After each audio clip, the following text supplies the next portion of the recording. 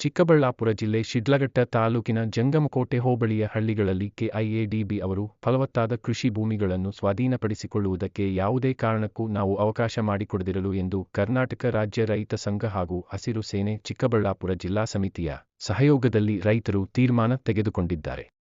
ಶಿಡ್ಲಘಟ್ಟ ತಾಲೂಕಿನ ಜಂಗಮಕೋಟೆ ಕ್ರಾಸ್ನಲ್ಲಿ ಆಯೋಜಿಸಿದ್ದ ರೈತರ ಸಭೆಯಲ್ಲಿ ತೀರ್ಮಾನ ತೆಗೆದುಕೊಂಡ ರೈತರು ಫಲವತ್ತಾದ ಭೂಮಿಯನ್ನು ಕೈಗಾರಿಕೆಗಳಿಗೆ ಕೊಡುವುದಿಲ್ಲ, ಸರ್ಕಾರ ರೈತರನ್ನು ಒಕ್ಕಲೆಬ್ಬಿಸುವಂತಹ ಪ್ರಯತ್ನಕ್ಕೆ ಕೈ ಹಾಕಿದರೆ ತಕ್ಕ ಪಾಠ ಕಲಿಸುತ್ತೇವೆ. ರೈತರನ್ನು ಕೆಣಕಿರುವ ಯಾವ ಸರ್ಕಾರಗಳು ಉಳಿದಿರುವ ಇತಿಹಾಸವಿಲ್ಲ. ರೈತರ ತಾಳ್ಮೆಗೂ ಒಂದು ಮಿತಿಯಿದೆ. ಅದನ್ನು ಪರೀಕ್ಷಿಸುವಂತಹ ಕೆಲಸವನ್ನು ಮಾಡಬಾರದು.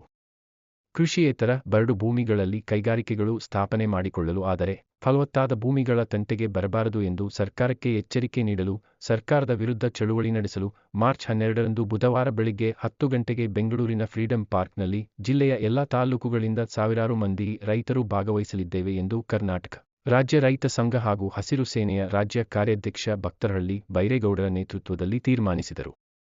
ಸಭೆಯಲ್ಲಿ ಮಾಜಿ ಶಾಸಕ ಎಂ. ರಾಜಣ್ಣ, ನೂರಾರು ಮಂದಿ ರೈತರು ಹಾಜರಿದ್ದರು.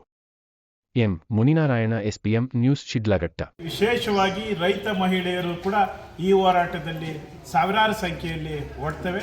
ವಿಶೇಷವಾಗಿ ಬರೀ ರೈತರು ಅಲ್ಲದೆ ರೈತ ಸುತ್ತಮುತ್ತಿರುವಂಥ ರೈತರನ್ನು ಒಗ್ಗೂಡಿಸಿ ಇಡೀ ರೈತ ಕುಲ ಉಳಿಬೇಕು, ಈ ಭಾಗದ ಜಮೀನು ಉಳಿಬೇಕು, ಫಲವತ್ತಾದಂಥ ಭೂಮಿ ಅಂತ ಒಂದು ಎಚ್ಚರಿಕೆಯನ್ನು ಸರ್ಕಾರಕ್ಕೆ ಕೊಡಲಿಕ್ಕೆ ನಾವು ಫ್ರೀಡಂ ಪಾರ್ಕಿಗೆ ಹೋಗ್ತೇವೆ.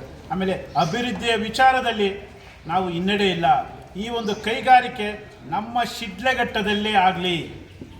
ಈ ಒಂದು ಕೈಗಾರಿಕೆ ಶಿಡ್ಲಘಟ್ಟ ಪಟ್ಟಣದ ಪಕ್ಕದಲ್ಲಿ ಆ ಕಡೆ ಆಗಿದ್ದಾದರೆ ಇಡೀ ಪಟ್ಟಣ ಇಂಪ್ರೂವ್ಮೆಂಟ್ ಆಗ್ತದೆ ಮತ್ತು ಇಡೀ ತಾಲೂಕು 4 ಹೋಬಳಿಗಳು ಕೂಡ ಇಂಪ್ರೂವ್ಮೆಂಟ್ ಆಗ್ತವೆ ಮತ್ತು ಜಂಗಮಕೋಟೆ ಹೋಬಳಿ ಆಟೋಮೆಟಿಕ್ ಆಗಿ ಇಂಪ್ಲಿಮೆಂಟ್ ಆಗ್ತದೆ ಅಂತೇಳಿ ಸರ್ಕಾರಕ್ಕೆ ಎಚ್ಚರಿಕೆಯನ್ನು ಕೊಡ್ತೇವೆ.